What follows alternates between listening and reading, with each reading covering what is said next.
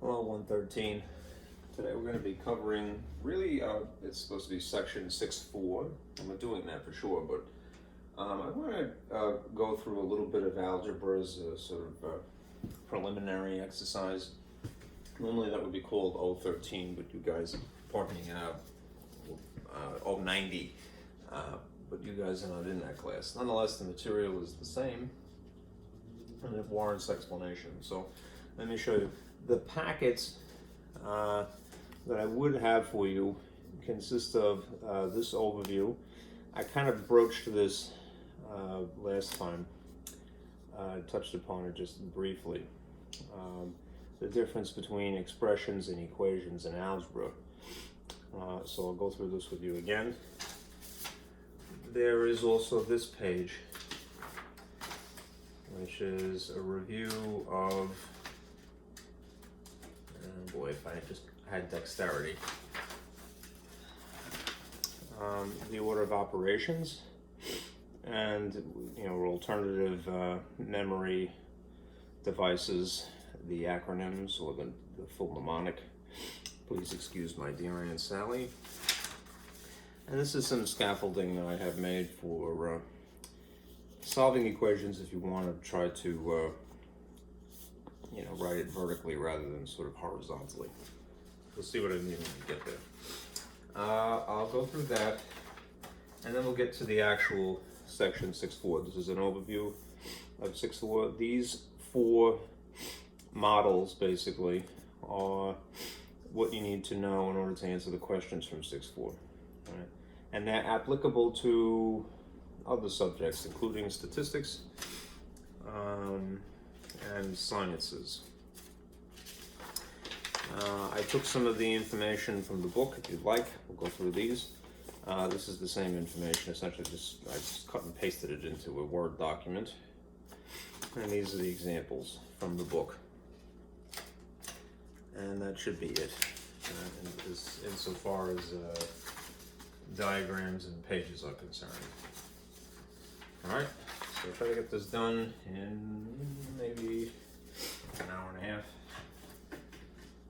Let me fire up my camera. Which always takes 2 clicks, I don't know why. You can adjust the lights.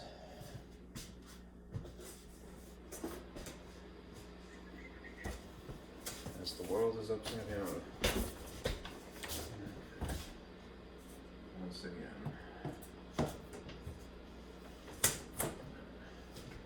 Just the cardboard has been, from hanging around my radiator, is a little bit warped. It seems to be a little bit more stable upside down. Okay. Alright, here again is our web page in Canvas. So I just wanted to show you something. Again, if you're looking for the diagrams from, again, what would be referred to as 090, and especially what is for 6.4.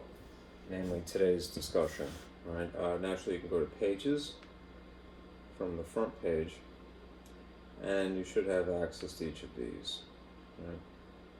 Right? The things that are labeled new down here at the bottom are the most recent incarnation of these. I have to adjust my lens a little bit, sorry. That's not improving things. There you go. That kind of is better. I wish I didn't have to move my cart every time, but this is my house. Alright.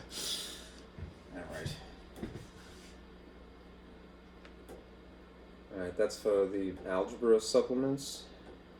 And then back in here for what is building towards the first test. These chunks, what is in black here, down at the bottom, these are the diagrams that pertain to section 6.4. You can see they group together according to color. Alright. Alright, now, let me minimize that. And we'll look at these. Starting with this. Okay. Yeah, I made this to try to summarize the instructions that you would be using in algebra. depending upon whether you have expressions or equations.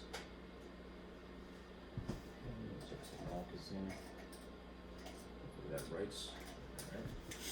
All right. As I was alluding to last time, you can think of algebraic expressions as basically being a building block that may consist of a number, a letter, or some combination of the two, in which case they're probably being multiplied, added, subtracted, multiplied, or divided. Okay. A number by itself is referred to as an expression. Right? A letter by itself is referred to as an expression. The combination of the two tied together by an operation is referred to as an expression. Essentially, they're the building block. Right? An equation is the whole structure. Right? You might call it the building. Right? So therefore, it's appropriate to say that the equation consists of a left expression, that is left of the equal sign, which you might identify in context by the word is in English, and a right expression. Right? This could be longer, this could be shorter, or vice versa, or the same length. Right? But it's made of the building blocks, namely the expressions. Right? Now, why does anyone care? You care because they follow slightly different sets of rules, and if you make a mistake, all right, it's an innocent one often, all right, that's easily correctable. Right? There's also some signal phrases, simplify and solve, that would imply that you're dealing with this or this, and therefore their instructions or their instructions. Right? So, although we tend as people to use these words interchangeably, don't. All right, get in the habit, especially as a math instructor, teacher, all right, that you specify this or that. When a kid comes up to you and says, do you want me to solve, when they're referring to this? Go, yeah, but don't use that word for that purpose. Use simplify for that purpose, right? And vice versa. Do you want me to simplify this equation? Yeah, it may entail doing that actually first, but use this word when you're trying to get to the answer, okay? It is important, right? It helps set a person off on the right foot. Now, what does simplify imply doing? Simplifying algebraically involves adding or subtracting like terms, right?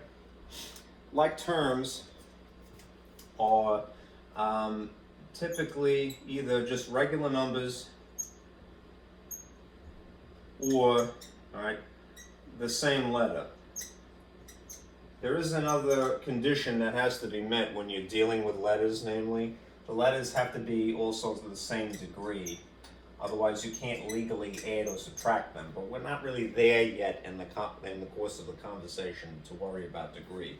All right, for right now, just worry that the things are the same letter before you attempt to add the coefficients. Right? The coefficient is the fancy way of saying the number sitting in front of the letter. All right? Number in front. Okay? Now, alternatively, when you're simplifying, you may have to distribute coefficients to eliminate a parentheses. That's the situation when you have a parentheses like this, and there's some number sitting out in the front, right? If you can't add two things because they're not like terms, that's a letter and that's a number they're not like, then you could at least eliminate these parentheses by distributing the outside content to each of the inside contents. Right? It's arguably simplified that way. Right? It's debatable, I suppose. Solving, on the other hand, involves not doing the operation so much that you see, but applying the opposite operation. That is, at least when you are bringing something over the equals, right? When you attempt to move something for the purpose of solving over the equal sign, that is when you apply opposite operations. So if you see addition to start with, you end up subtracting. If you see multiplication to start with, you end up dividing. There are some older conditions where this can be a little bit more confusing, namely if you have fractions, right? Remember that from arithmetic, never mind algebra, when you divide a fraction, you end up multiplying by its reciprocal. That has nothing to do with algebra, though. That is a condition of arithmetic. All right? All right? Even though they switch like you might expect. Okay? Now, what makes anything legal in math worlds is that you do things to both sides of an equation in order to balance. Okay? So think of that as the purpose of this process of performing opposite operations in general is to create balance. It's very zen. Okay? It's a good thing. Right? Now there is one other instruction you might see, and you see that this is still connected up to where it says expressions, and there is this phrase evaluate. So let's look at that for a moment. To evaluate, I gotta clear up the gobbledygook.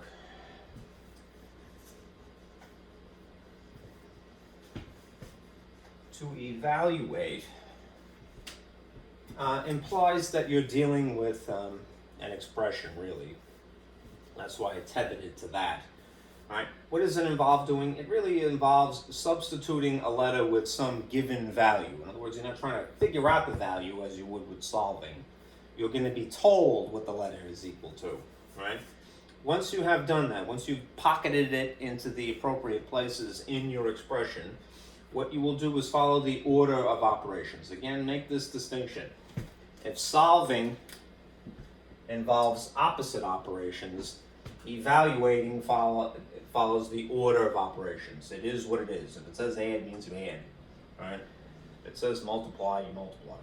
The only other conditions that you may have to worry about are sign combinations. It may not be immediately a problem, but in the future, or you may have some recollection of it from high school, right? You know that when you have a negative plus a negative, you end up getting a bigger negative, right? When you have one of each sign, a positive and a negative in combination, you end up actually subtracting, okay? There is one other thing that would seem to be maybe contradicting itself.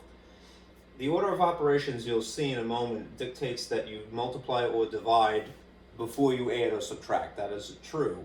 If you have something that is called a rational expression, though, which is the really ugly type of problems, where there is an obvious top, this line, and then an obvious bottom, really what you must do is straighten out the top first, then straighten out the bottom independently of each other, right? Then, if it is possible, divide these to each other. Apply these together, right? Divide last, right? Because this line, in addition to any division that happens to be above or below, right, as part of the mess, this is also implying dividing by itself. But you can't divide by two things simultaneously. That's why you have to straighten out the bottom first. Okay? All right, that's an overview, all right, of instructions. All right, now let's review the order of operations, which looks like this. I think I had a blank maybe somewhere, but this is already filled in.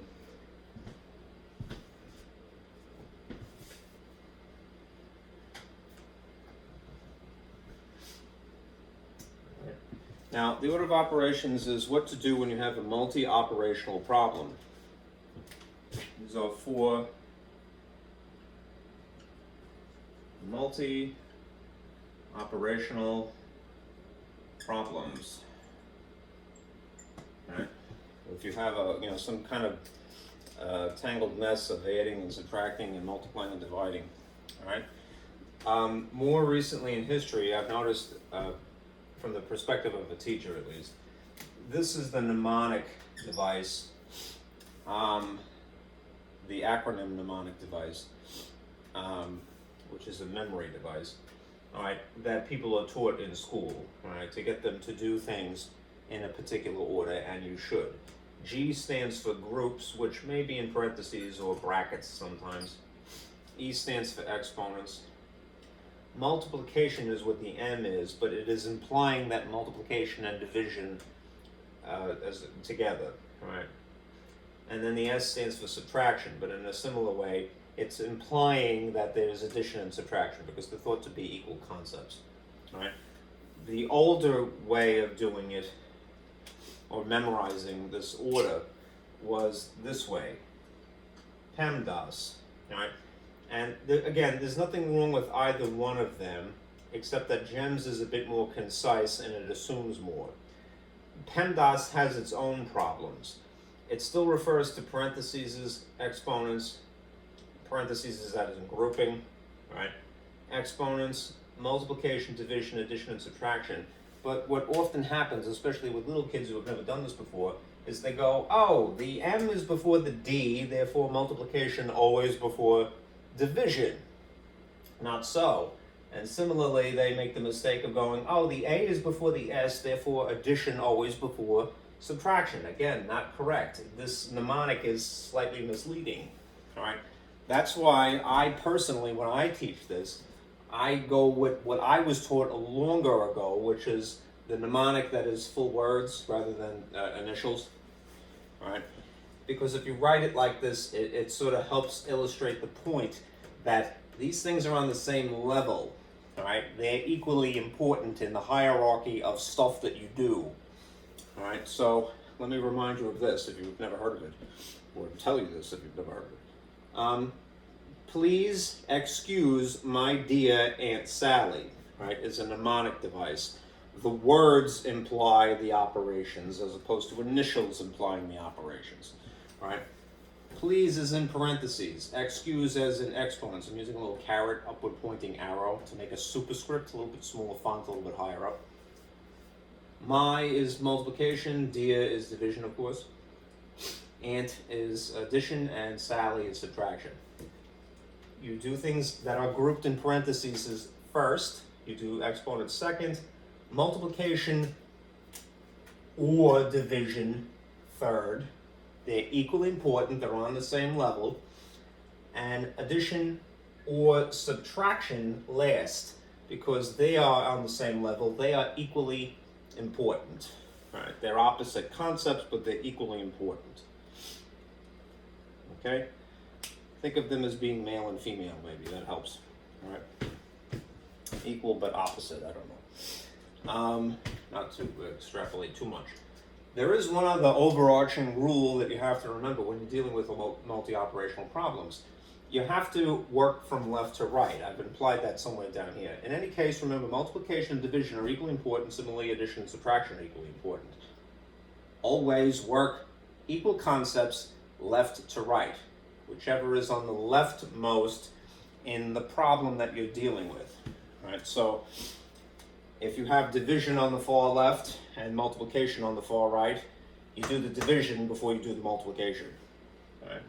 If you have a bunch of different parentheses, groupings, you should deal with the one that is on the far left. All right. Work left to right, left to right. Okay? Now,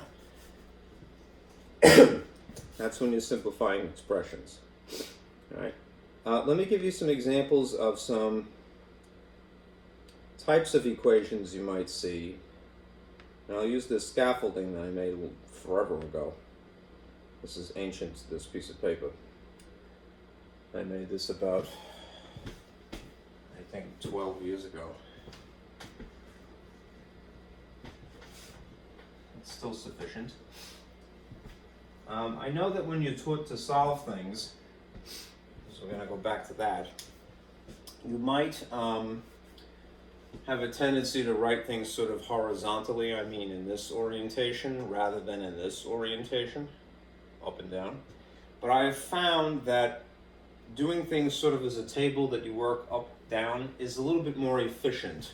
All right, it's not wrong to do it the other way, but this you might end up liking better, and it might make more sense. All right, now these first four sort of empty scaffolds, if you will, I'm going to try to illustrate the one-step equations, how you would go about the process, because they're the basis for the more complicated problems. All right. Let's see. I'll try to do this in distinct colors here. All right. Imagine that you had 2x is equal to 10 here, and x over 3 here equals 9. And hopefully this is going to be visible in green. X plus 5 equals 7 here. It's not so bad, right? And x minus 2 equals 14 here. All right. These each are all one-step algebraic equations, so they're not too complicated. All right. That means that you're just going to apply one opposite operation, not several. All right. Remember, the name of the game is that you have to try to isolate the variable, all right, the letter. All right. And you do so by performing opposite operations, all right, which actually is usually the addition and subtraction first, usually. Different from order of operations, right? And you do it to both sides.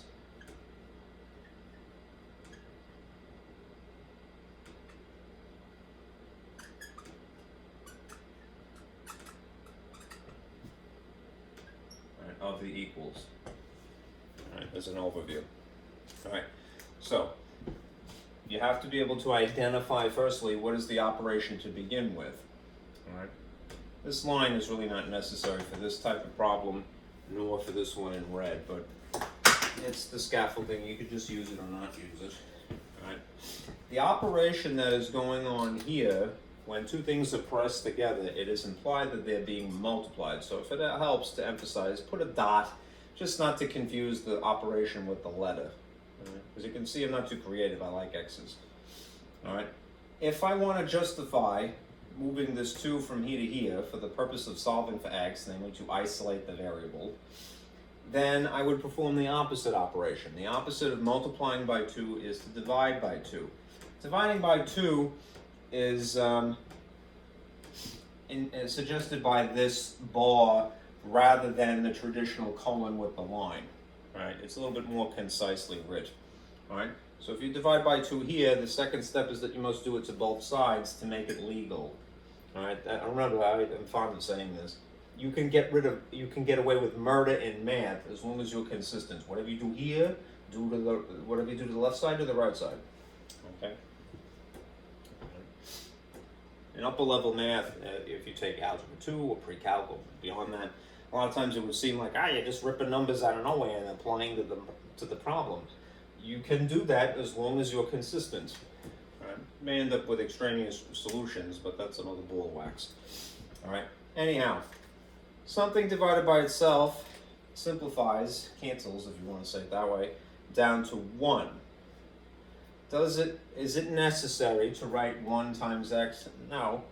It's more concise, all right, to simply write the letter, which is what you're looking for. So you just say x. 1 times x is not changing it, all right? The result here of just a regular number divided by just a regular number produces the answer that you want, which is that x is equal to 5. Right? A better person than me would then test this back in the original problem to see that it produces the same result on both sides, but it does. Okay. Now, again, division, rather than writing the colon with the line through it, is more often implied by just this simple bar here, fraction style. All right. So this is in fact a division. All right. If you wanted to essentially move this 1/3 from where it is over to the opposite side, that is to go over the equals. I should use black.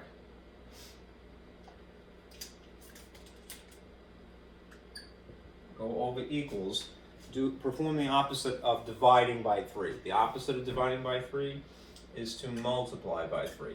Now, it's a reciprocal really because it's really 1/3, so make this a little bit higher up technically on the same tier as the letter technically, all right? Anyhow, if you put a dot and then a 3 here, these would cross cancel. If you don't want to dwell upon it, that's a guarantee. It's the same really as doing this, 3/1 times 1/3, all right? These would cancel, all right? And you'd be left with just the letter. However, if you've done it here, remember, you have to do it to both sides, so do it to the opposite side as well. This is really 9 times 3, all right? Which means you're left with x, and then 9 times 3 is 27, all right? If you had something a little bit uglier, say, for example, you had 2/3 in front of the letter is equal to 9. That would be terrible. Let me say 8 maybe. Okay. You could, this is technically a 2-step problem, but you can get away with doing it in 1 step, all right?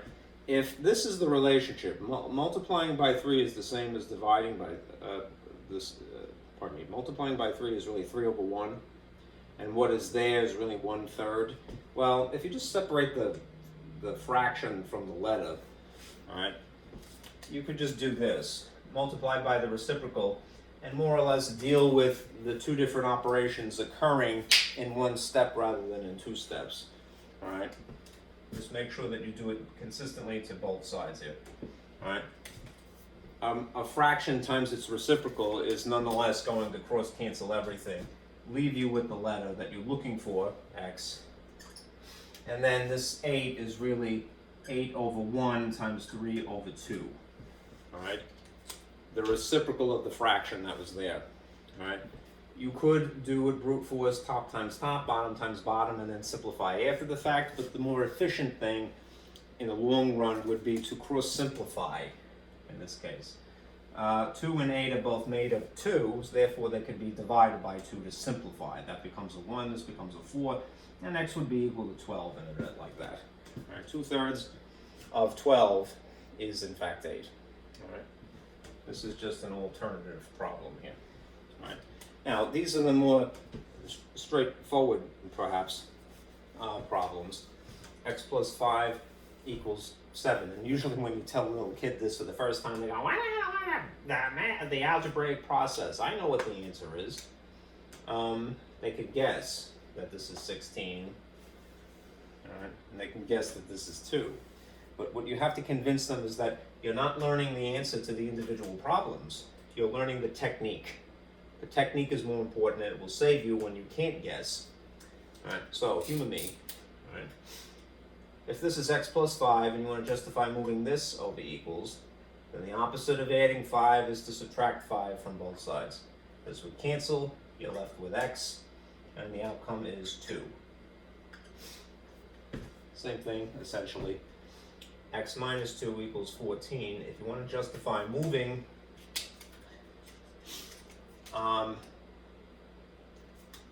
this 2 from here to here over the equals, I always draw these little dashed lines. The opposite of subtracting 2 is to add 2, and if you've done it here, you must do it here. These cancel, what are you left with? X. And then 14 plus 2 is 16.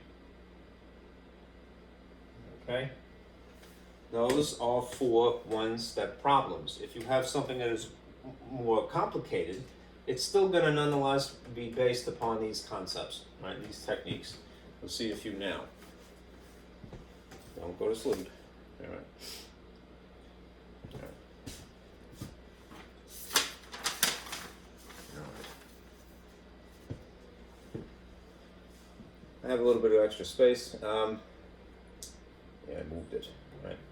Those 4 would be situated here. And then there's space for at least another 2, which I'll put at the very bottom. Right.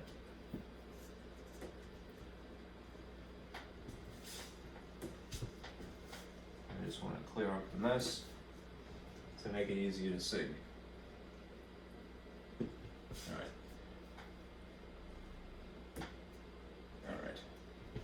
Now for these bottom two spaces, which would be here and here, these shall be examples of multi-step problems. So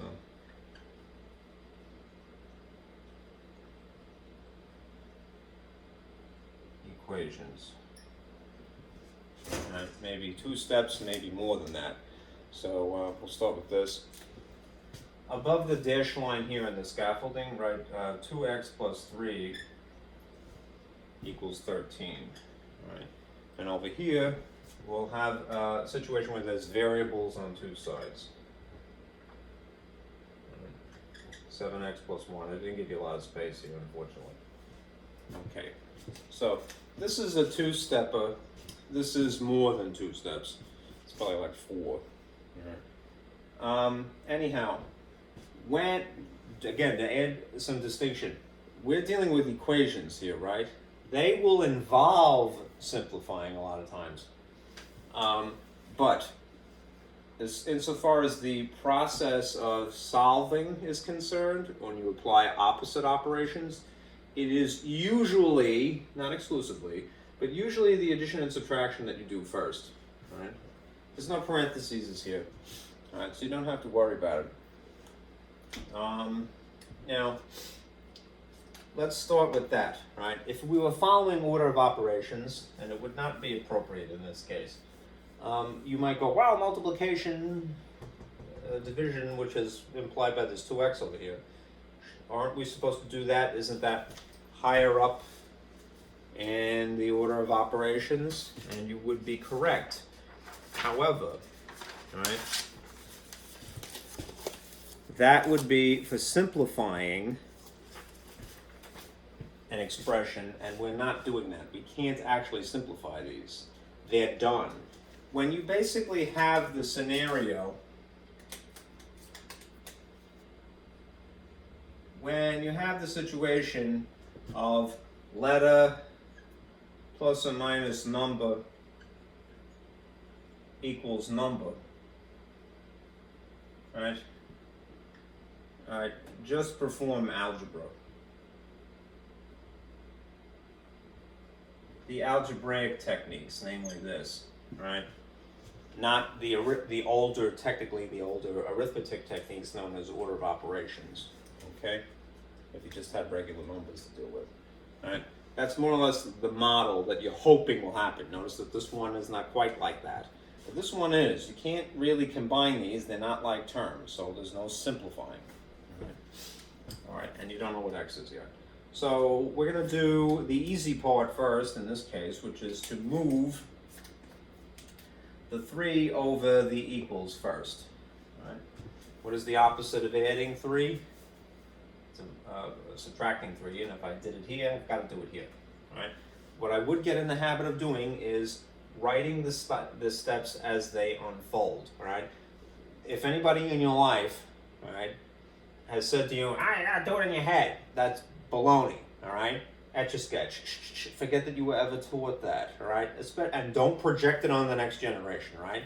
You got to get them to write. All right. Even if you don't write a lot yourself, which would be terrible as a teacher, you must write.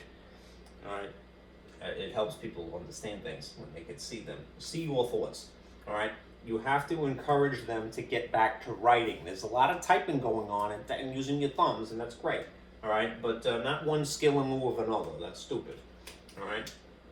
Anyhow, we have done the first step, which is to move the 3. Something minus itself cancels. You could put a 0 here if you like, but it's unnecessary. And then this will end up being an actual number. I am going to bring this down to the next tier, so it's just 2x here, and then bring down the result here, which is just 10. And you may remember the result from earlier.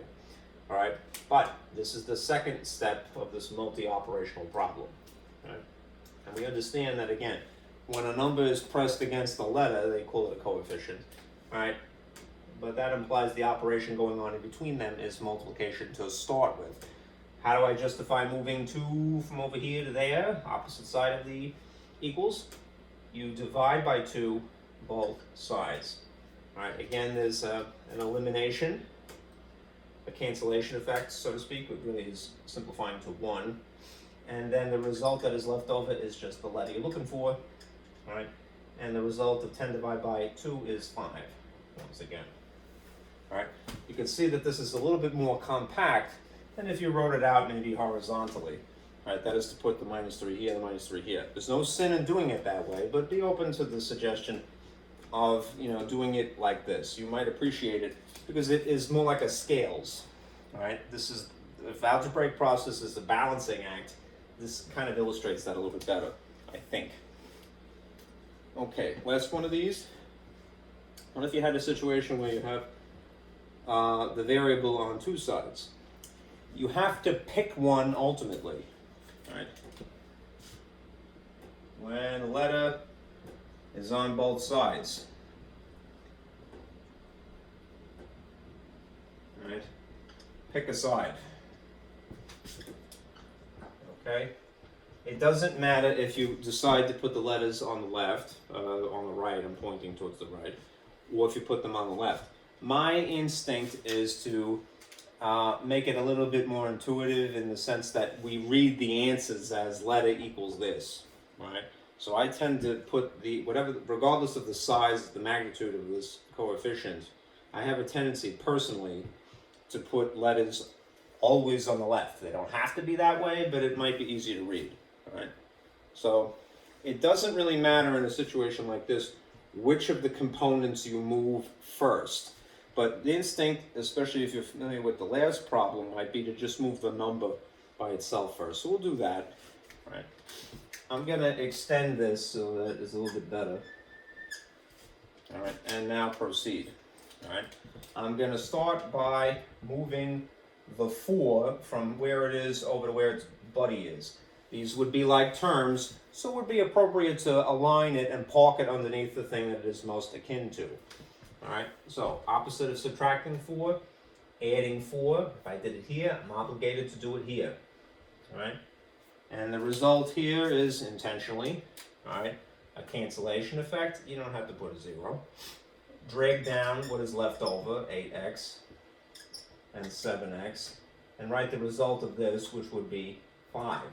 All right, now, having made the executive decision of moving regular ordinary numbers to the right side, now my hands are tied. Now I have no choice but to move this 7x over to where its buddy is on the left. All right. How do I do that? Well, math people tend to be notoriously lazy in the sense that they leave out information. I wouldn't, especially earlier on as an instructor. If there is no sign here, what would you assume it is? All right, a positive. If there were no number there, you would assume it is a 1, so it would be a positive 1. In this case, there's a 7 at least. All right, if I want to justify moving, I'm going to just create an extra layer here. If I want to justify moving 7x, that is the whole chunk, the whole term would be the correct phrase, from where it is to where I want it to be. Yes, you can take the letter at the same time. Just make sure that you perform the opposite of plus, which is minus 7x. All right? I think a lot of times people tend to just take the numbers because they kind of get brainwashed after a while. Remember, you're taking the terms, not just the coefficients, when you're adding or subtracting. All right? So minus 7x here. Now, what happens to the 7x's? They will cancel. By sheer logic alone, what is anything minus itself? Even something mysterious. We don't know what the x is, granted. But it doesn't matter. These match. Right? Something minus itself, even if it is mysterious, cancels by design. Right? Now you have like terms. This is again positive 8 and minus 7. You're really going to subtract just the numbers. Right? And you're left with technically positive 1 with an x attached to it.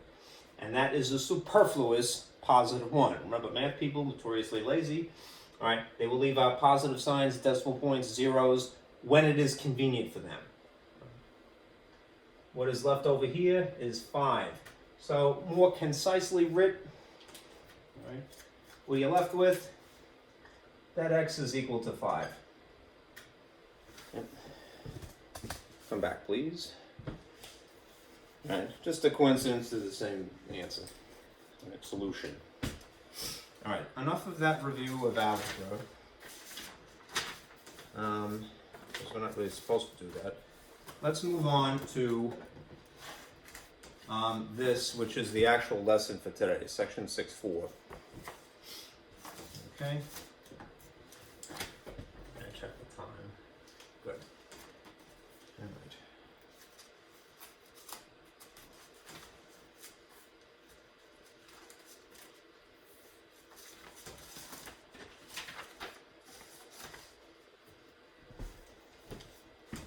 And then I'll clean up my slides here.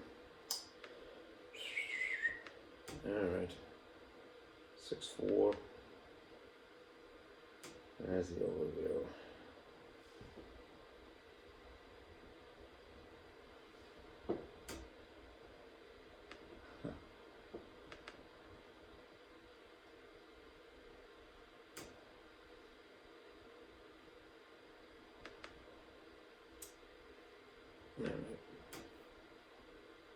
All right. These are the 4 models that you will apply on a case-by-case basis in section 6.4. All right, they have names, all right? But as an overview, it's sometimes better to see the whole forest, you know, at once, to see what are the tools that you're working with. You have all the tools in the box at the same time. All right, let me get rid of that. Okay. Let's read this sort of clockwise. All right, we'll start from here. We'll go to that one, and then this one last. Okay, so think of this as 1, 2, type 3, and 4. Okay, they're called variation equations. All right. Now, even though they all have letters, all right, when you use the model, all right, you'll be stuck with really just one letter. All right. It's, usually, if you're trying to actually evaluate them, then you'll have numbers to substitute. All right. All right. Now, let's see. There is some. I don't like the phrasing of it, so I'm going to just go through it. If you have, as an example, you see here, the circumference equation from geometry, right? Circumference is often just abbreviated as a C, and then there's the pi symbol, right? And then there's the diameter, right? That's an example of a direct variation equation, right? The model just uses letters X and Y and then K for the constant, all right? Don't get intimidated by that. When you see the letter K, this may be derived from German, all right? That stands for the constant, which is a fancy way of saying the famous number. Pi is a famous number, right? The things that actually vary, all right, are the diameter of a circle and the circumference of a circle, right? So the x in this case is called a d for the specific type of problem, and the y in this case is called c for the specific type of problem, namely the circumference, right? Now, here's the part that I don't like, but I have to tell you anyhow, all right? This to me is more plain spoken, all right? When you see a situation like this, when you're reading instructions, all right, and you want to know which one of these you're going to apply, this to me is the more plain way of speaking. It says y is directly proportional to x. That means that they're on the same level, right? No fraction, right? What you might see alternatively is this, right? So I'm just going to add it right now. You might see alternatively in instructions, y varies directly as x. That to me is a little bit more alien than saying y is directly proportional to x, right? But your textbook has a tendency to write it what you see in red here, okay? Anyhow, the operative term, the most important thing that will direct you here rather than there, or there, is the phrase directly. Okay? So you see that directly? You're borrowing this model for your word problem. All right? Let's go this way. All right? Let's say that you have, again, two actual variables and then the constant k, the famous number involved. All right? Or whatever is unique to the problem. The actual obvious number in the problem would be on top, and there would be this obvious line. All right? In that scenario, as an example, you have famously speed, which is often abbreviated S, is equal to a distance, let's call it d in this case, over t for time. That's just an example again. All right? Just as this is an example. All right? A not too complicated formula, a not too complicated equation that borrows from this model. Again, I think the more plainer spoken way of referring to this is to say that y is inversely proportional to x. That means that they're not on the same tier. You notice that the y is on the sort of more or less the level of k, and the x is down here. All right? The book will say something like this again. All right? I'll put it here.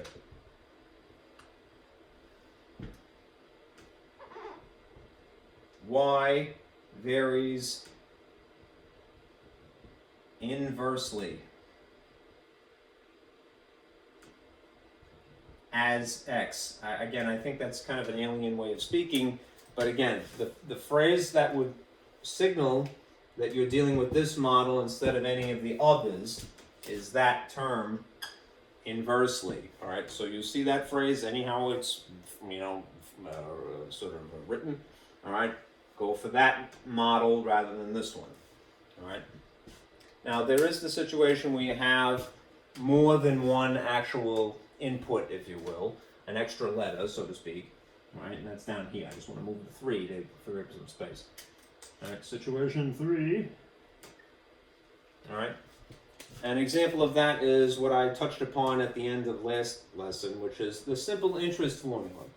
Simple interest is often abbreviated as I, instead of saying SI, equals the principal, the fancy way of saying the original amount of money, times the rate, I'm going to use a capital R, and times the time, I'm going to use a capital T to make it easy to read. All right? So 3 things being multiplied and the actual thing you're looking for. All right? In the model, the thing freestanding to one side of equals is y. All right? And on the opposite side, the constant is k. All right? And then the 2 variables involved here that may change with circumstances are x and logically z, just because it's adjacent to y in the alphabet. All right?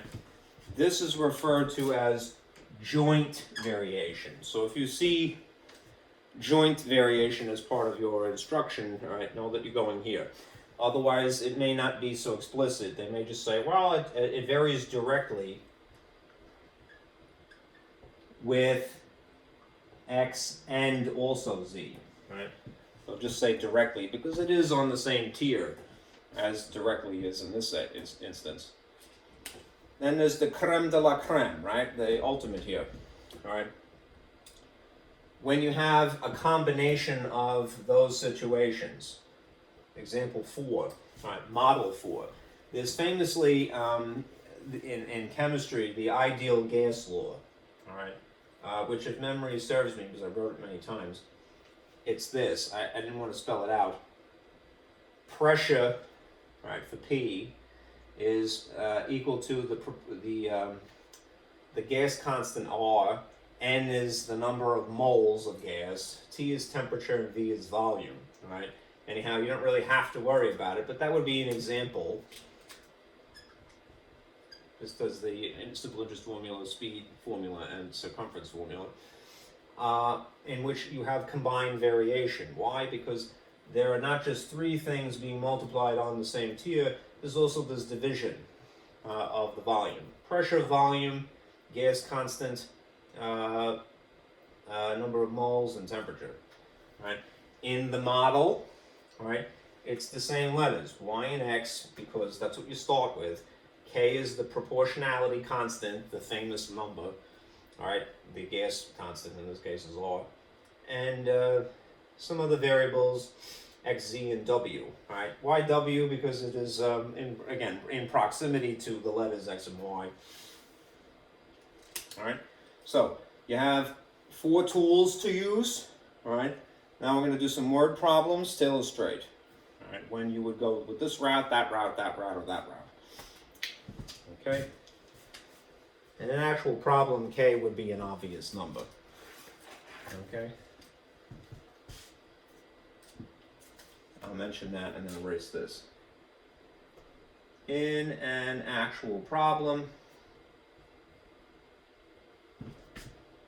k would be the obvious number.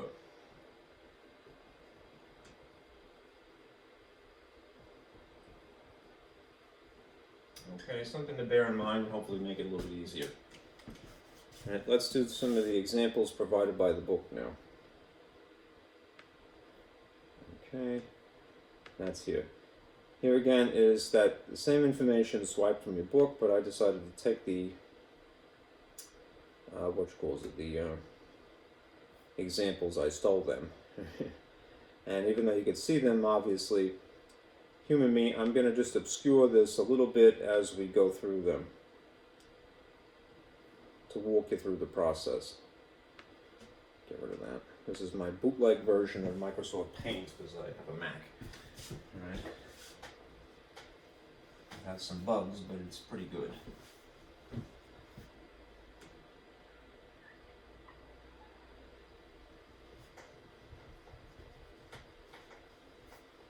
I really should update that too.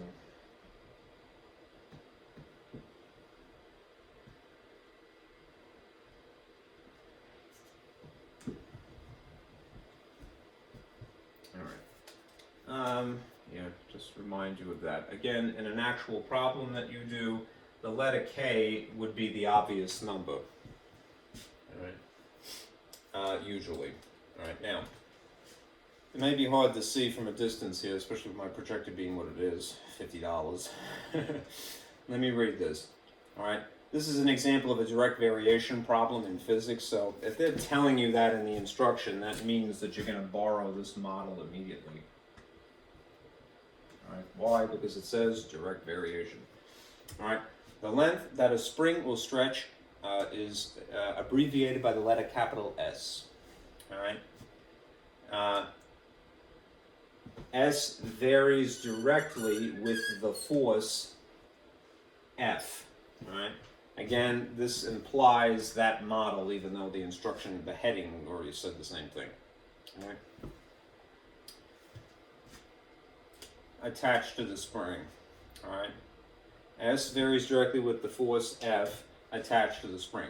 Write the equation for the length, which is what this oddly is representing. All right. Yeah, I'll do it here. Length varies directly means equals the force attached to the spring. Right? Write the equation for the length that a spring will stretch if the constant of proportionality, that's the K, is 0.07. All right. Now, that's essentially a little bit more verbal.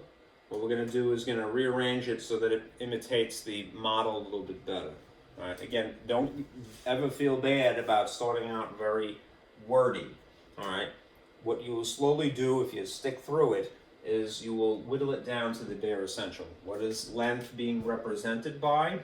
S, capital S apparently. Equals is here. F is the abbreviation for force. And then there is this proportionality constant, 0.07. Now, it's written backwards on this side of the equals, but there's no sin in that. If you left it like that, it would technically be correct.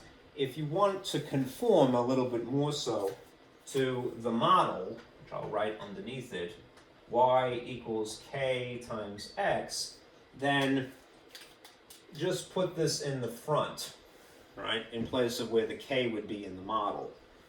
0.07 put the F here, because that's the thing that is the input, basically, and put S here, right? And then you have it.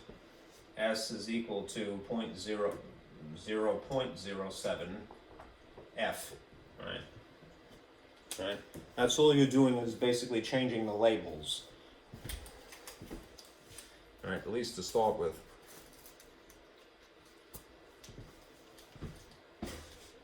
All right, there you have it, right? Here's example 2.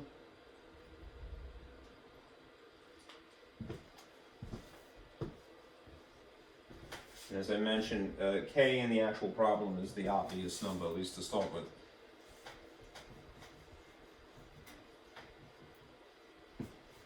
All right, moving on.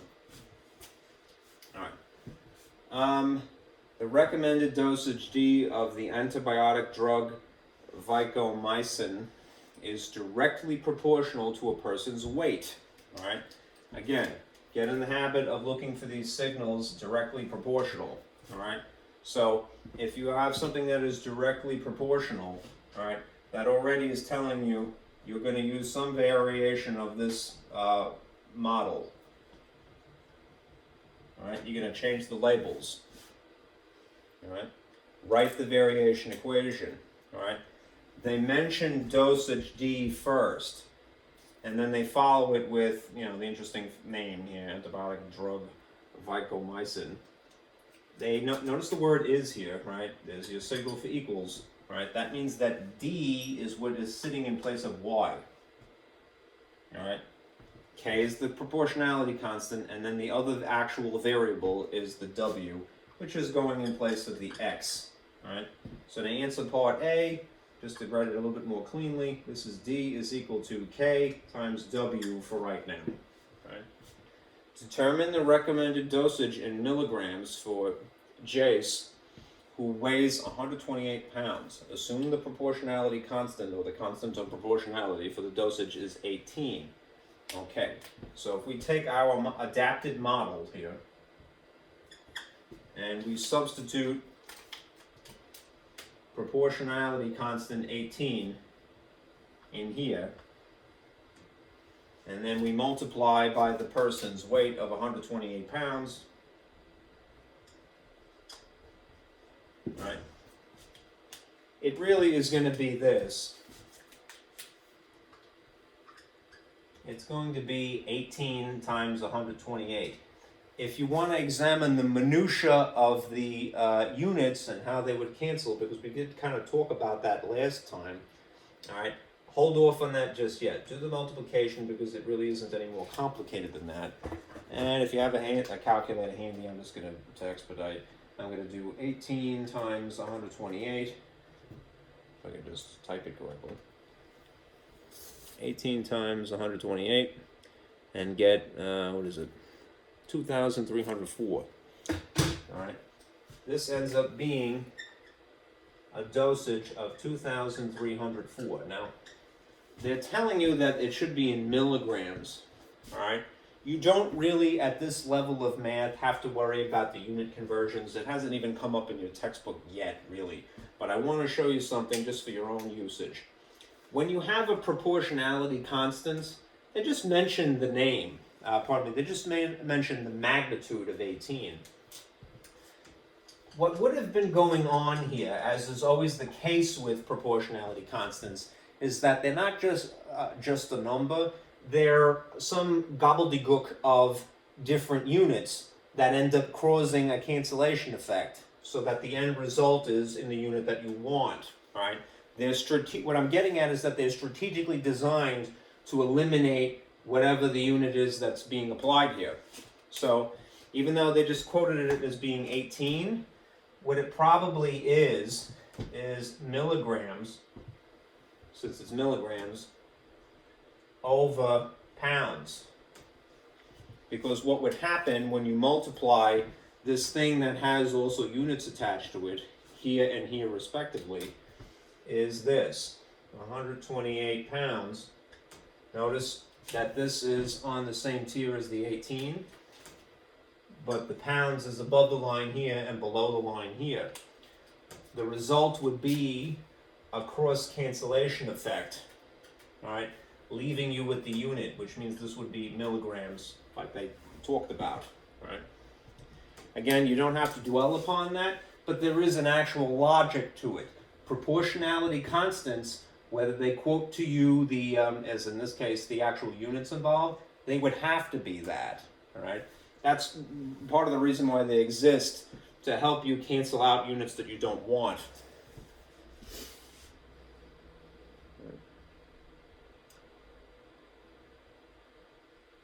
All right, let's try this one.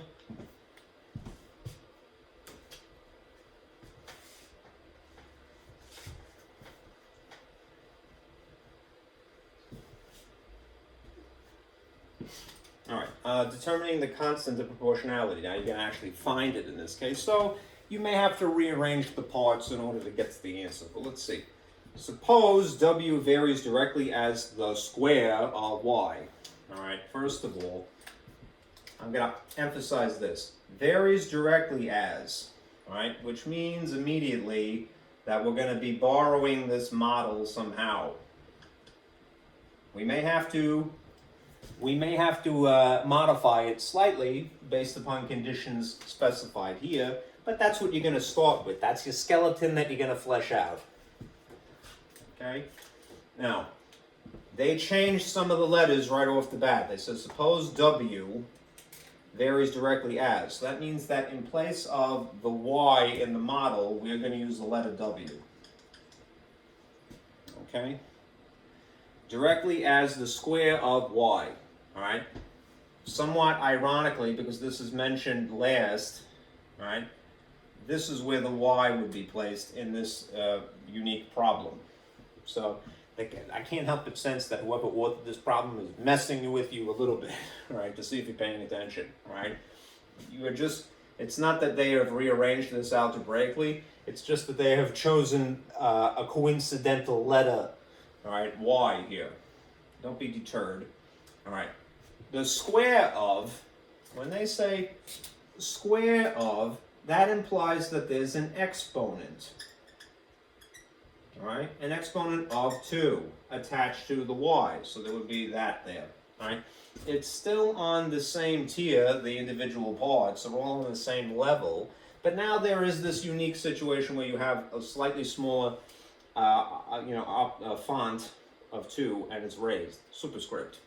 All right, like Superman is up in the air, superscripts are a little up in the air. Right, all right, is an exponent. All right. So this is the model that we have adapted here. W is equal to K times Y squared. Now we're going to fill in the actual, we're going to evaluate it, all right, and solve it for K instead. If W is 60, all right, then in place of W, I'm going to put a 60. All right. Okay. When Y is 20, so in place of Y, I'm going to put a 20. Bear in mind there is still this floating little 2 here, exponent of 2. Find the constant of proportionality.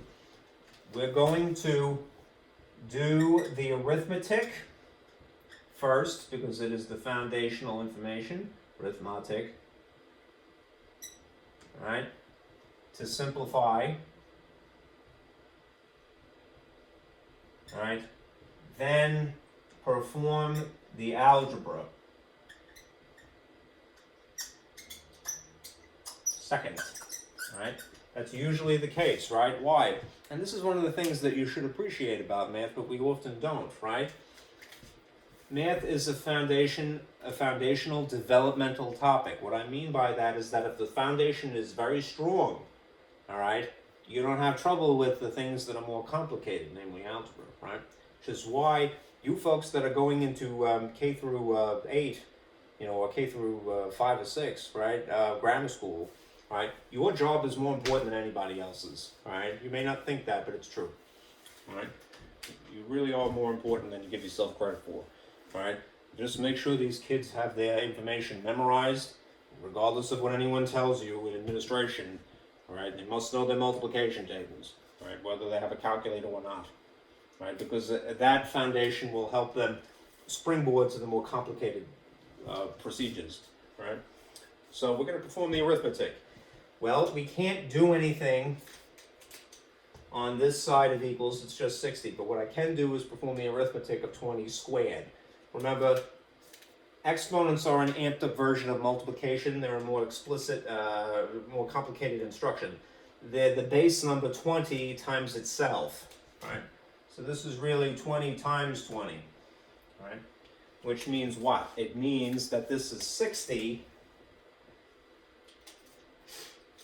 equals k times the amount of 400, right?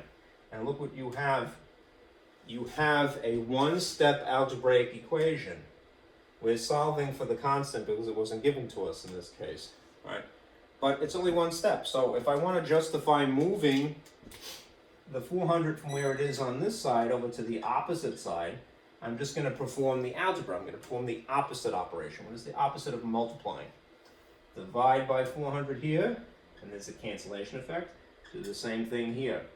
All right? I'm a little short of space, so I'm going to write the results here.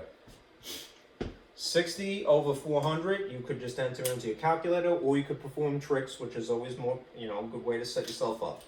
Pair of zeros, you can eliminate, and the relationship of 6 to 40 is the same. Right? Maybe reduce it as best you can before you try to convert it to a decimal. All right? You don't have to do it that way, but it would be a good lesson.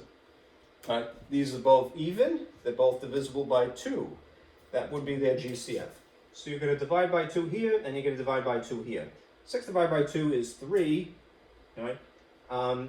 40 divided by 2 is 20. So now you're stuck with this. All right? K is equal to 3 over 20, which is, there's nothing wrong with that. You could divide the top by the bottom and get the decimal directly. And that's probably the fastest route to go if you didn't just use a calculator. Or in this particular case, you could sort of upgrade this to something over 100. It's an alternative way of doing it. It doesn't always work. It has to have something that 100 is divisible by. But this will tell you the answer. Times 5 times 5, that's 15 hundredths, which means that it's 0.15 it should be. All right, let me just do it this way. 20 does not go into 3, it's too small. 20 goes into 30 roughly once with 10 left over. 20 goes into 100 exactly 5 times, and then it would terminate there. So the constant is 0.15.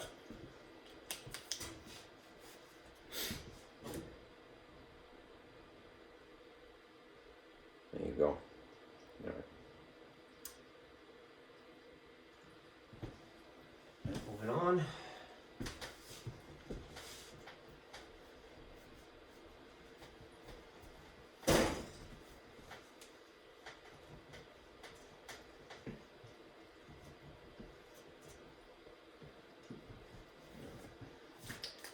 Using the constant of proportionality, the area A of a picture projected on a movie screen varies directly as the square of the distance d from the projector to the screen. This is a very verbose statement. Just again, you see the phrase directly, that means that you're borrowing this model. Right? You may have to adapt it to the extra specified circumstances, but y equals k plus x times x is essentially the skeleton you start with that you're going to flesh out. All right. Now, what does it say? It says a as an area, so in place of y, you're going to put an a here instead. All right. Projector varies directly is the square. Once again, you have an exponent. All right. This is an exponent of 2.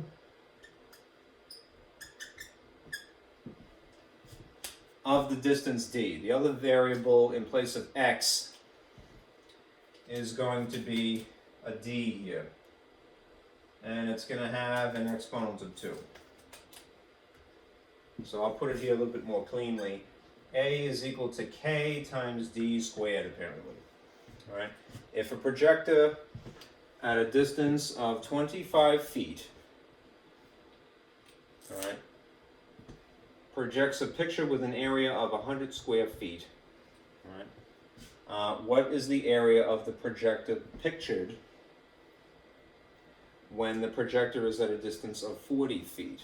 Now, if you fill in the little bit of information you see, all right, they're not explicitly telling you to look for something, except sort of in the instruction up here, the heading. But if you fill in the information that's given to you, that you have 100 square feet for an area, so I'm going to put 100 here. Never mind the units for right now. And then put in 25 feet for D here. A little 2 next to it, because, up above it, because it's still being squared. You can't really answer the subsequent part of this because you don't have enough information, right? If blah, blah, blah, if this is 100 and that's 25, blah, blah, blah, what is the area? This is unknown, all right, when the projector is at 40 squared, all right? You would not have enough information, because you don't know what K is yet. All right. Remember, you have to solve something. To solve for something, you really should have the majority of information. Okay. To get a meaningful answer that is a number or is an answer, you need a majority of information. You don't have that in this case. You have 1 out of 3 parts. You need 2 out of 3 parts. All right. You need 2 out of 3 parts to answer the question. So, we have enough information here to solve for K, and we'll have no choice to do that first. We're going to find K once again, and then stuff it in there. All right? Perform the arithmetic first. 25 times 25, if I'm not mistaken, is... that's what this means. 625. So if you have K times 625 is equal to 100, to solve for K, you would have to scoot this 625 over to here. All right? How do you do that? By performing opposite operations. All right. The opposite of multiplying by 625 is what?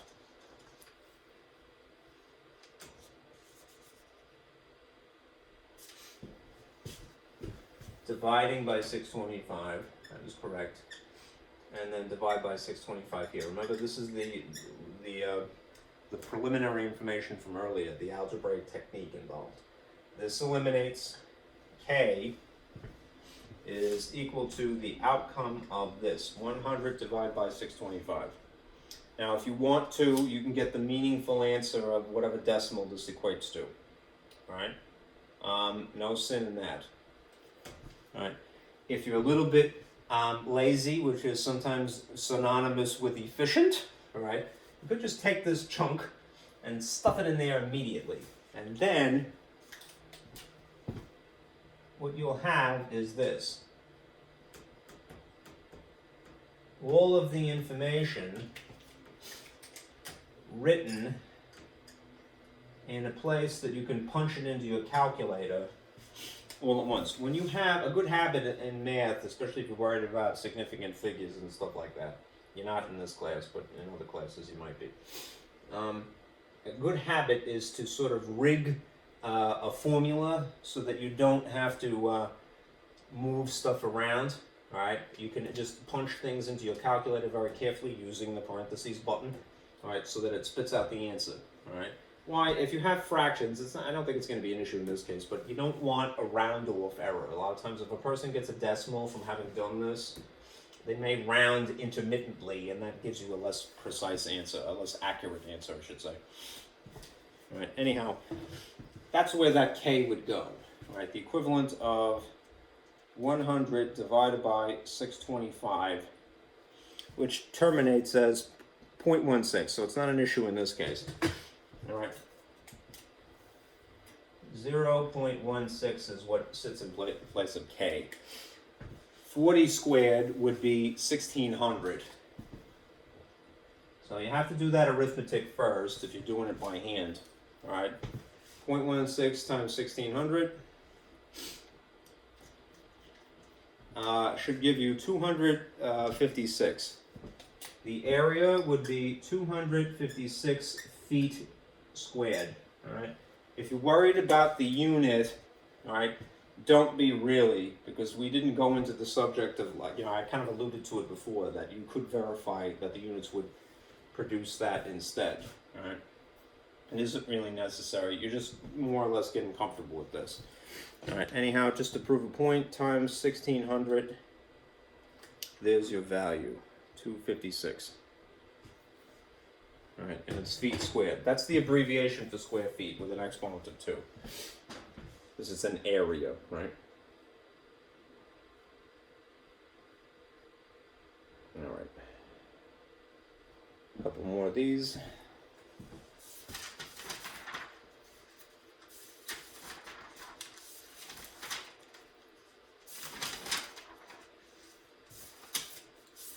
And then we'll stop.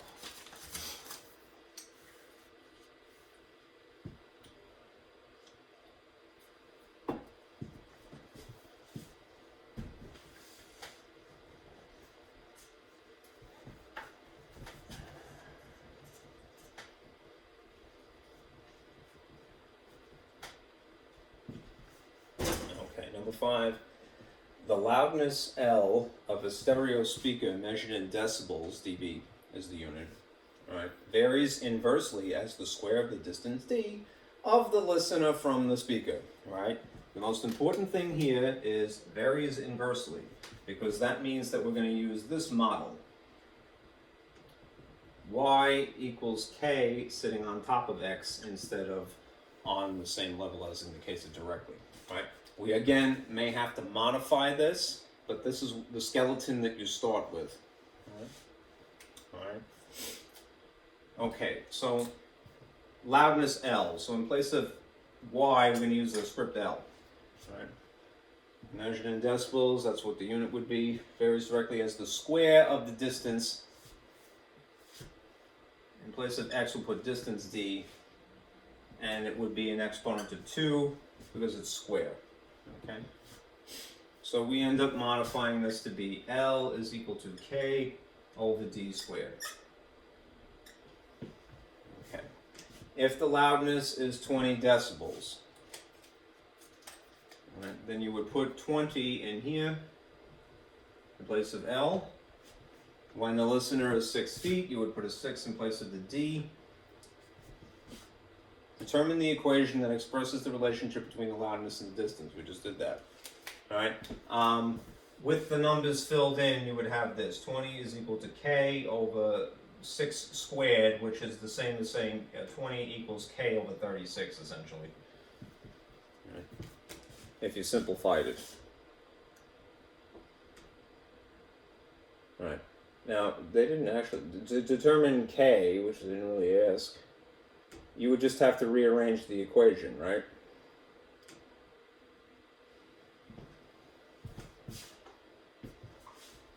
All right. If we have this, 20 is equal to K over 36, and we're solving for K, how do I justify moving something that is a denominator, remember one-step equations, from where it is over to the opposite side? The opposite of dividing is to multiply by 36. So just put it up here a little bit higher so it's on the same tier as the K. And if you've done it here, you're obligated to do it here. Same operation, 36. All right. What will happen is, intentionally, by design, the 36s will cancel. That is a terrible green. And then the result here is 36 times 20. So times 2 with a 0 attached to it is 12, 720. So the K value would be equal to 720, right? All right. Now if I go back and then fill in the formula a little bit better, L is equal to K over D squared. what I can do is substitute the proportionality constant with the value we just calculated, 720. So this whole thing would be L is equal to 720 over D squared to generalize.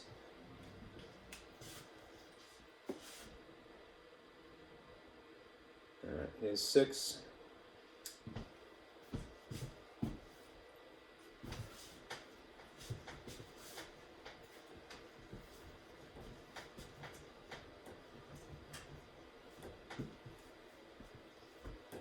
Okay, using the constant of proportionality, suppose y varies inversely as x. Again, you see this phrase, varies inversely as x, means y is equal to k over x model. Okay. If, and then they tell you some specifics. If y is 9, it would go here. When x is 12, determine y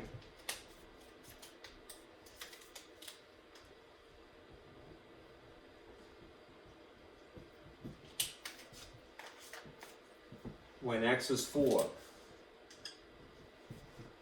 Alright? Because we have the majority of information in this instance that's written in red, you could figure out k naturally. Alright? And we do so by multiplying by 12 to cancel here, and multiplying by 12 here to balance, meaning that k is equal to 108. Then we substitute 108 here to figure out y. 108 divided by 4 essentially is as follows. 4 goes into 10 roughly 2 times, which is 8. The difference is 2. Short division, 4 goes into 28 7 times. So y would be equal to 27.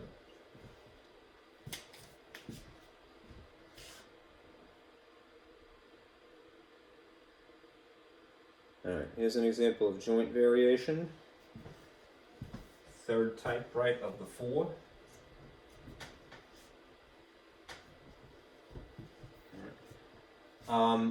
Area A of a triangle varies jointly as its base B and height H. Right? They tell you again, the signal is that varies jointly.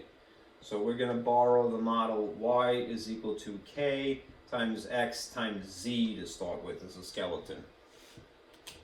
Right? And change the letters. Alright, so area A, I'm going to use a capital A in place of where the y would be. Base B will go in place of x. And height h will go in place of z.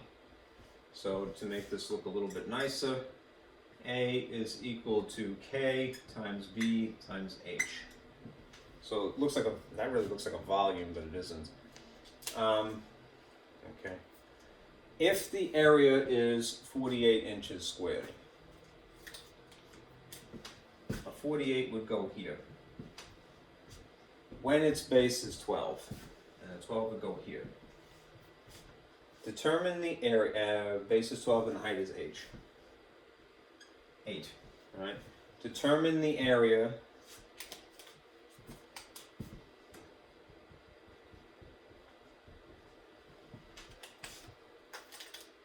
when determine the area of a triangle whose base is 15, and whose height is 20.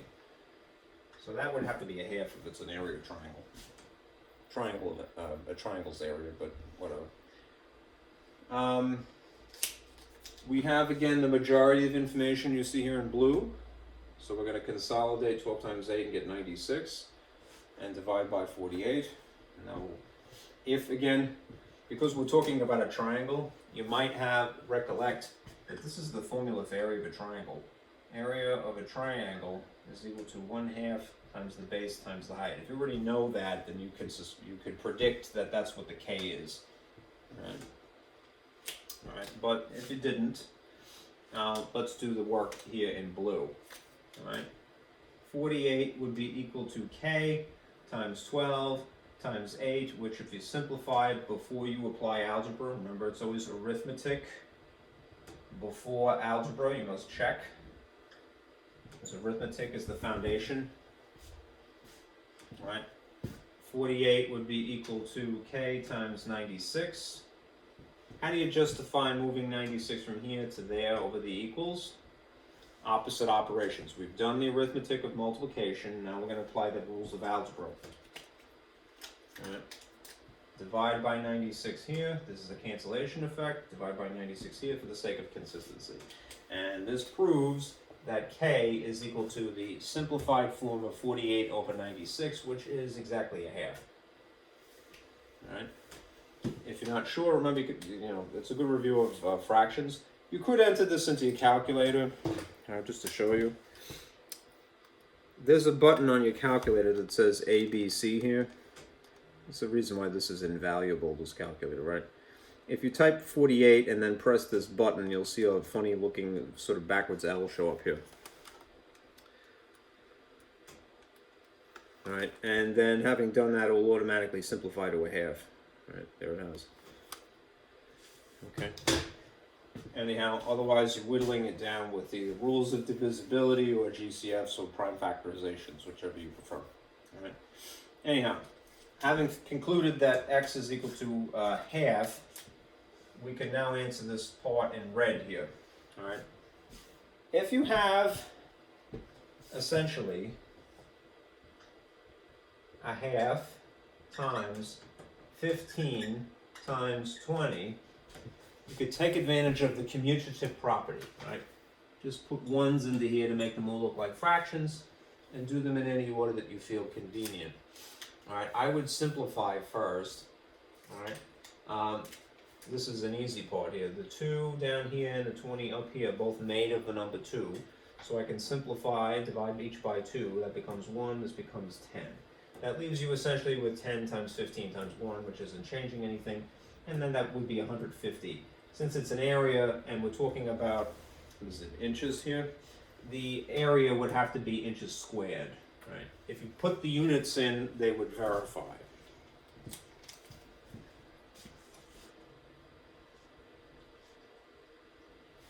There you have it. All right, now it looks like we're going to get smacked with the whole kit and caboodle here. Yeah. Also, all right.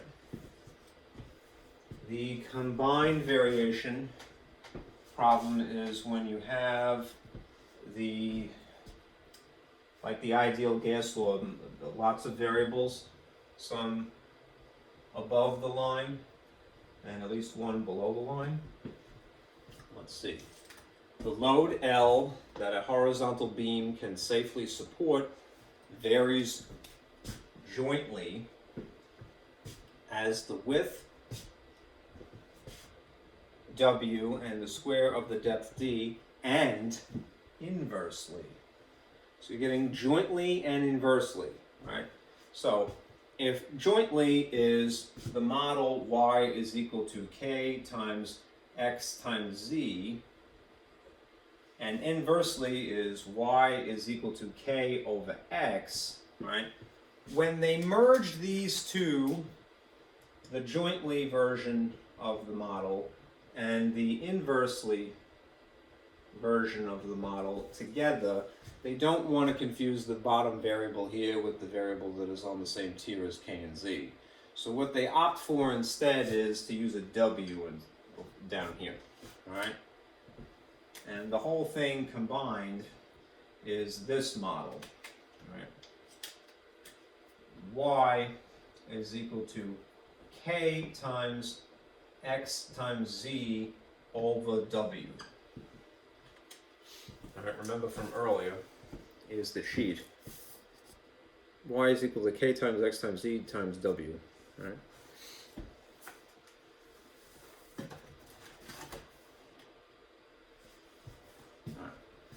So now we're going to fill in the unique letters. I'm probably jumping the gun a little bit, but let me read the rest of it. Express L in terms of W, D, L, and the constant of proportionality. They really don't want you to do anything but just borrow this model, okay? So, load L is mentioned first. That apparently is where we're going to superimpose that upon the Y. Varies jointly, meaning it's on the same tier. W is mentioned next, so that will go in place of this x here. And the square of the depth d will go in place of z with a little square there. And inversely as the length L, the L will go down here. That's the whole thing. So to write it a little bit more cleanly, you should see this. L is equal to K times W times D squared over L. Let me just to be extra clear, all right? Don't get confused because they happen to have chosen similar letters and then put them in different places. They could do that if they feel like it, all right? Don't be rigid. Just go, all right, well, this is the order in which they presented things in the problem, all right? So, yeah, it's unfortunate that there's a W in the model and then there's a W that would be uniquely here in this problem, but so be it, okay? All right, practice mental flexibility in that regard, okay? Don't get scared. All right, there you have it, KWD squared over L. Mm-hmm. Oh, hot dogs, yay. All right. I'll lower this. All right, this is example 9. This one, and then we'll do 10, and then we'll be finished. Okay. The owners of Henrietta Hots determines their weekly sales of hot dogs as vary directly. Right, so you see directly with their advertising budget A and inversely with their hot dog price P. All right. So if they're saying these two things in tandem, all right, it means that instead of y equals k times x or y is equal to k over x, what we're going to get is some combination of the two. It's not going to be jointly as in the last problem. It'll be a little bit shorter on the top, but it's the same idea. Some stuff on the top, some stuff on the bottom. Looks like these two things overlapping and using different letters. So to adapt it, let's start with this. All right, we're going to have y is equal to k over x, and just not to confuse the x above with the x below here, let's go for the other letter. Let's just say it's w. All right, it doesn't have to be w, it could be something else. But w is what shows up in the combo model, right? This is, again, just one letter shy of the joint model on top. Okay, now we're going to adapt the lettering that they've chosen. The weekly sales of hot dogs is mentioned as S. That's going in place of Y here. All right. Varies directly, meaning that what is mentioned next is on the same tier as S. All right, with their advertising budget A, which in place of X then we're going to put an A. All right, and inversely with their hot dog price of P, which is going down here, since it's inversely. All right, so this is what we have to work with. That S is equal to K times A over P. Right? All right. All right. Now, when their advertising budget is $600, which means A is 600 here, the price of a hot dog is $1.50. When their advertising budget is $600 and the price of a hot dog is $1.50, that will go down here, they sell 5,600 hot dogs. All right. So again, if we had 1, 2, 3, 4 parts and we have 3 out of the 4, we have the majority. All right. We can solve for K before anything else. All right. They ask, though, firstly, just to continue with reading the instructions, write a variation equation expressing S in terms of A and P. Well, we've already done that.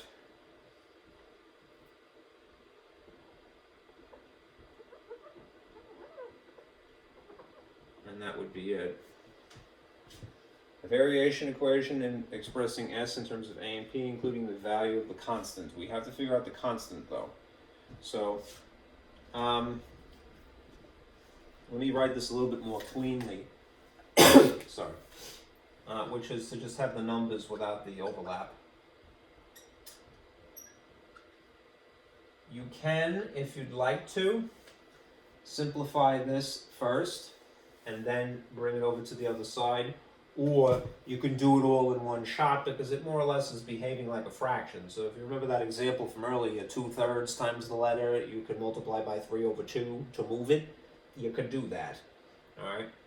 I'm going to. You don't have to. Alright? If you feel more comfortable, just do the division and you'll just get a number, rock solid number here times k. And then divide by that number. But just to illustrate. If this is behaving something like a fraction, I know that this is a decimal here, I'm going to treat it as if it behaves as a fraction. So to justify moving it, I'm going to multiply by its reciprocal. And if it did it there, then I would do the same thing here. All right? The advantage to doing that is that you can sort of skip steps.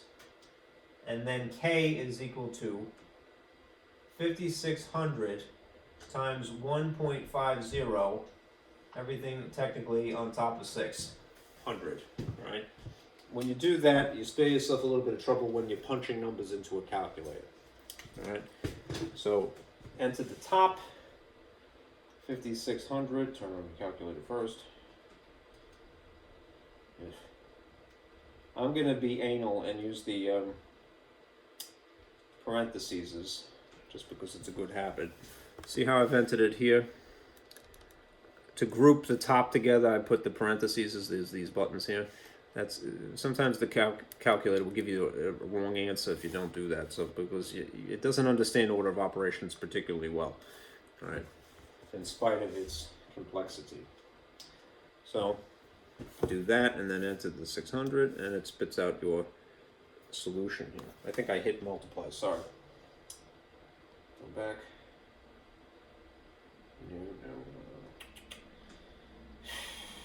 Clear.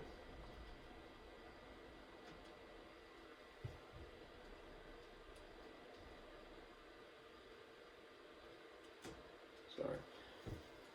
14. I hit multiply when I should have hit divide. Sorry. So that means that the constant is just a mere 14. All right. Now that's part A's answer. We can answer part B. Determine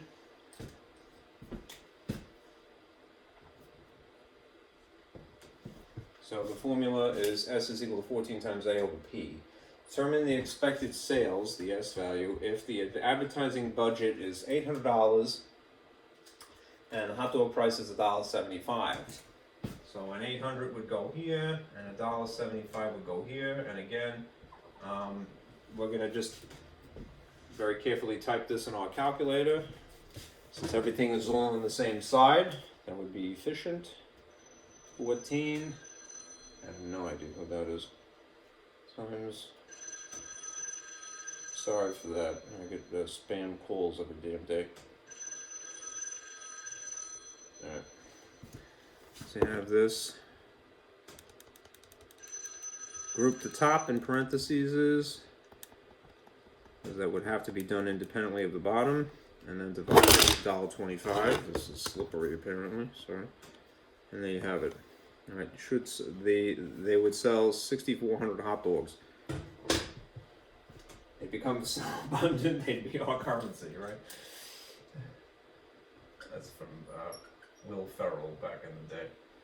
Right. Okay. So let's see. There's our formula, and there's the constant, and yes, there's 6,400 hot dogs. All right. Last problem, example 10. What time is it? It's almost 10 o'clock. I have to take my sister to the doctor, so I have to hurry.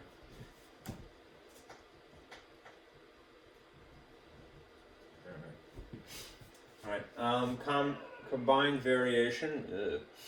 They left me a voicemail. A varies jointly as B and C. All right. So if it says jointly, we're already gonna have our brainwashed model. There we go. And inversely, which means that we're gonna marry it to this. And substitute a letter here and there. All right. as the square of d, right? So what we're going to end up having to do is combine these. Y is equal to k times x times z over w.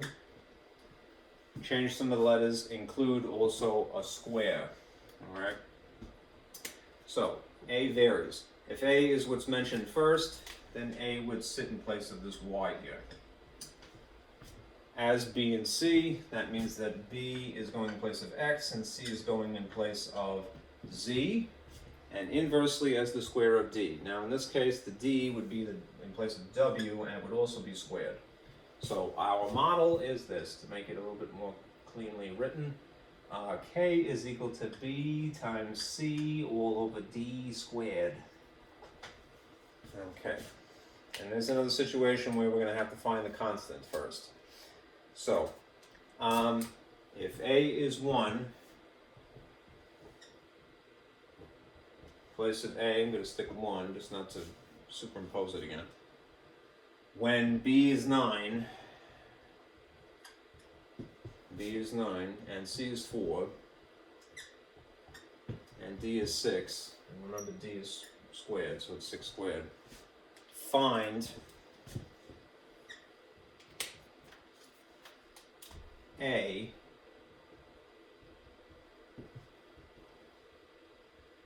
when b is 8, c is 12, and d is 5, so 5 squared. Right. We find k first, given the majority of information. We perform the arithmetic before the algebra. Then we substitute it in here, and we get a. All right, so if we perform the arithmetic first, which I'm inclined to do in this case, without pulling any tricks, this is 9 times 4, that's 36 above the line. Coincidentally, 6 squared is 6 times 6, which is also 36. Which means what? It means 36, 1 is equal to k times 36 over itself. And with something divided by itself without moving it algebraically, it would cancel, simplify to 1, right? So k is 1. Right? So then if you stick a 1 in here, that's not going to change anything really. Just straighten out the work that is involved. All right? Top of the line first, that's 96. 5 squared is 5 times 5, which is 25. Which means that a is equal to 1 times 96 over 25. Right, which is the same thing as saying a is equal to simply 96 divided by 25. So we'll just type that. 96 divided by 25, you get 3.84. Right. A is equal to 3.84. Okay. I believe that is it. Yes, good. All right, let me turn off my projector. And I'll just remind you about your homework. Turn that off.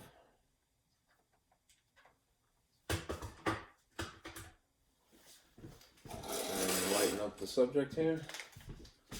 Lighten up the mood.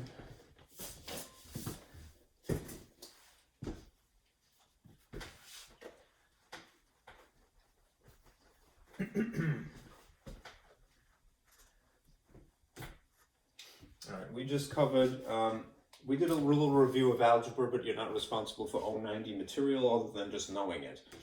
For homework, alright, if you want to be right on schedule, please do section 6.4 in my lab, and then you're right where you're supposed to be.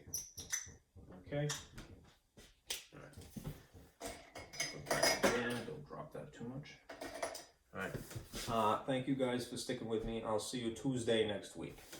All right. Have a good weekend and be careful out there.